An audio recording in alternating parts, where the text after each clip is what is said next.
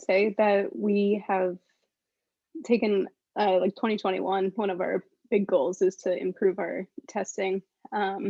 We have a QA team, and within that, and even smaller, one person automation team. And so that covers pretty much the happy path for, I think, our entire app at this point. So just, expected behavior from users. But in terms of like unit testings that unit tests that we would write, it's something that we are just starting to do. The last couple of months, we've been doing like a firm approach on TDD where we just, well, I guess a modified TDD where we write all of the tests first, but then we comment them out and then we make the app work so we don't have to look at failing tests for like 2 weeks. It's just depressing. And then we comment the tests back in sort of as we're figuring it out. And then at the end, bring them all back and let that go. But it's definitely something that's important, and it just makes all our lives easier. I mean, nobody likes to write tests at my company anyway. There's probably people out there, but not us. And so it is gratifying because then in the long run you see where it like pays off and you're like, wow, I never would have caught that. And it also gives you a better perspective on like what exactly you want the new feature to accomplish. Because if you say like, when a user presses the button, it turns red, then, I mean, that when the user presses the button, it should turn red, and you have a pretty clear understanding of what needs to happen. And it gets a lot more complicated than that, of course. And so, yeah, it's very helpful, I would say.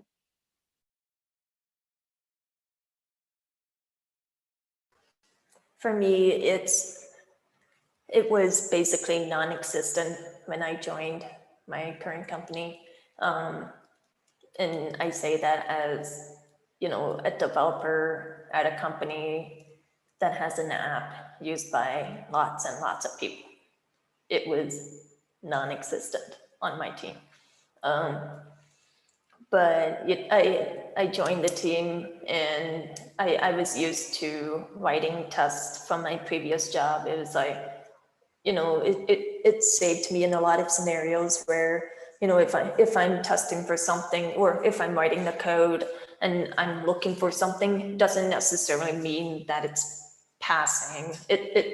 Because I could be getting something else that I wasn't expecting, but just never looked for, or something like it's definitely saved me in a lot of cases, especially when I'm looking at data. It's like, if I'm comparing data, the amount of data between two sources, I'm going to check and see if the data is equal.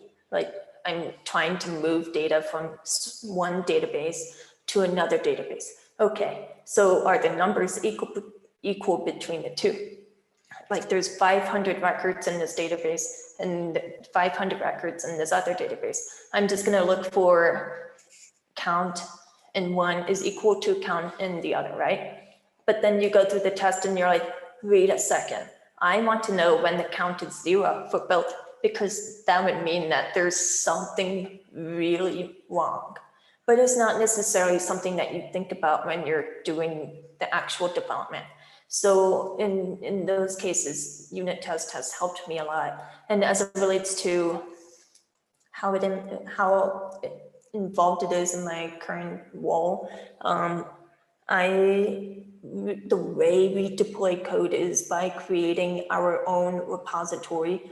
And since we're owners of repositories, we can set rules for how it will pass in order to get promoted into a live environment. And for me, I was like, I'm going to set the standard, say 80% code coverage. That is the best practice. At least it seems to be the most agreed upon best practice is at least 80%. I just did 80% because we're going from 0 to that. And it's helped me a lot because, if something fails in production, which does happen, then I can say, well, look, I tested for all of these things, but, is this one tiny edge case that nobody thought of? and it saves your ass a lot of time. So that's my perspective on unit test, and I find it fun.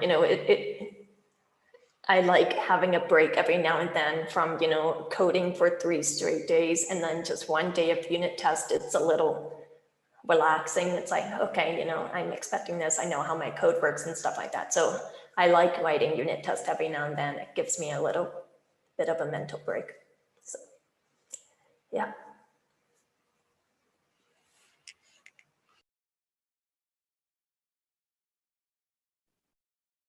Tell us about those tests.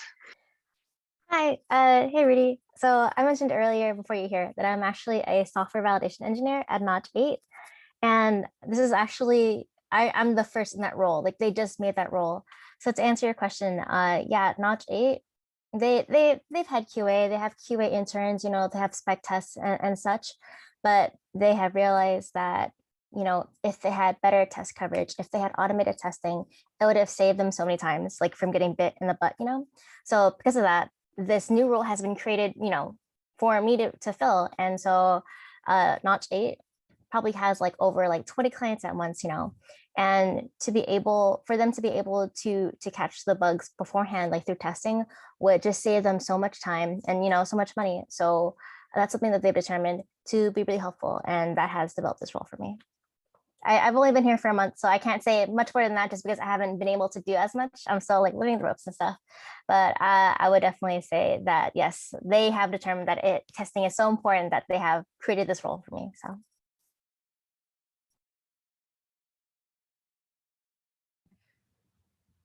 I don't personally write any tests in my role, but I spend a lot of time debugging other people's tests and figuring out why they don't pass in Circle CI.